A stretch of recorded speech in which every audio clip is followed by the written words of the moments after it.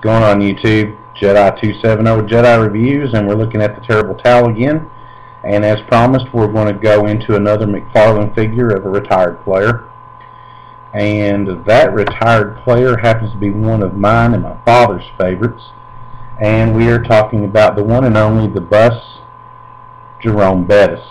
A lot of people who follow sports can tell you just about every stat on every player in the league. I simply can't do that. Even though I love my Steelers.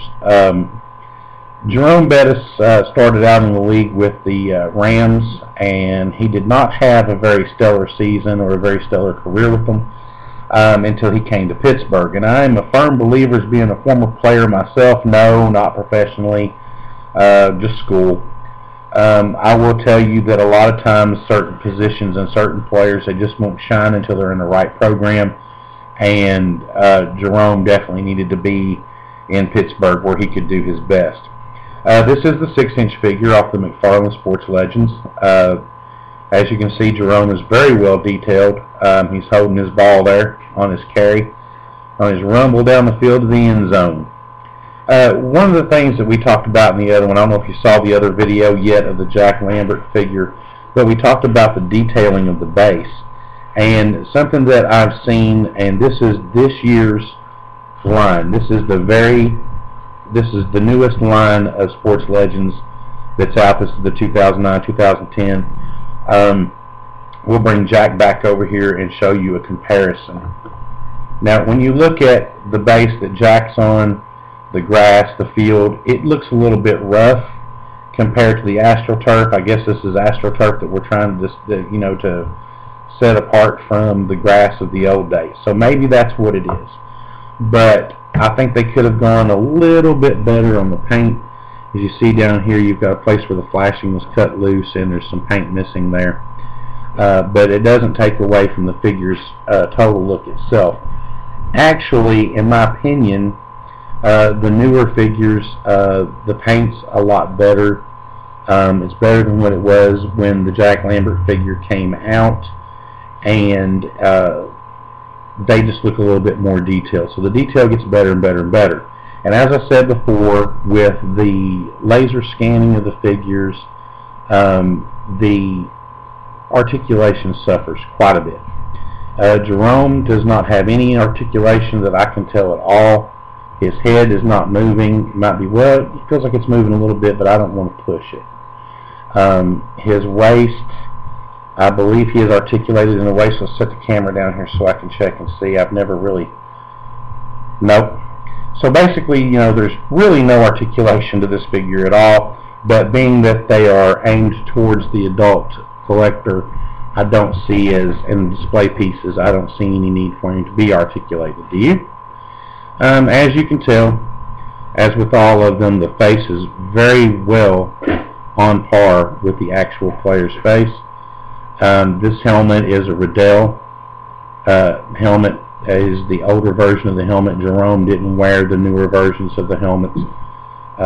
He always wore this one. And like I said before, sometimes Riddell is written on the chin strap. It's not here. Of course, you have the same font and the Steelers on the side of the helmet. Very small. You hit it with a microscope, and then you can see how good it is. The jerseys on this figure, the wrinkles, the texture of the jersey itself, as you can see there, is a lot better than it was on the Lambert figure. Of course, on the back you have his nameplate there, the number. The one thing I noticed that these figures do not have, and if you'll notice back here, the U.S. flag is not on this side where it's supposed to be, and you don't have the NFL shield, nor do you have the numbers on the back of the helmet. That's something that I don't understand why they did it that way. They're going to detail everything else. Why not push that detail a little further? You would think that they would, but they didn't. So that's a little disappointing. Also, you have the newer home jersey here with the Steelers logo on it, Jerome's wristbands, and of course the football is very, very detailed.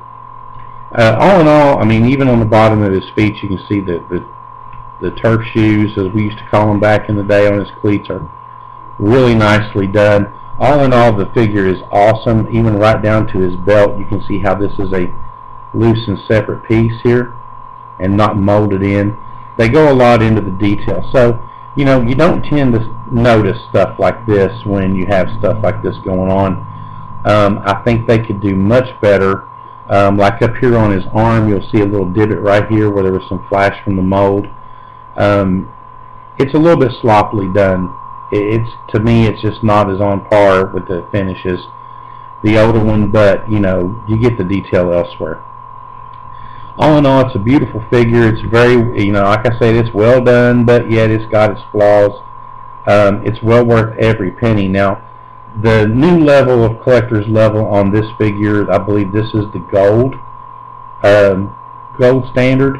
Now, the Chase figure in this Jerome Bettis is the white jersey. I think there were maybe 500 of them made.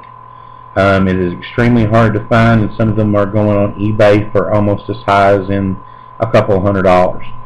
So if you find one at Toys R Us or at a collector store somewhere, expect to pay the money for it at a specialty shop, or but if you get it at Toys R Us, you're a very lucky individual, so snap it up.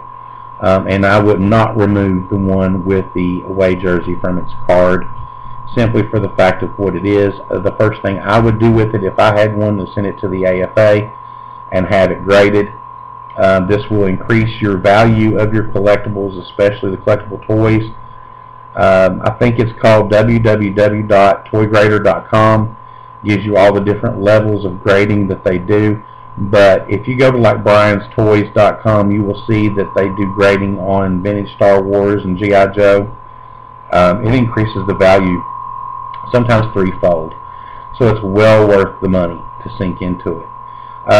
This is the Jedi from Jedi Reviews. This is the Todd McFarlane 2010 NFL Sports Legends Jerome Bettis. As you can see right down here on his cleats, he's got a little bit of dirt there on his cleats.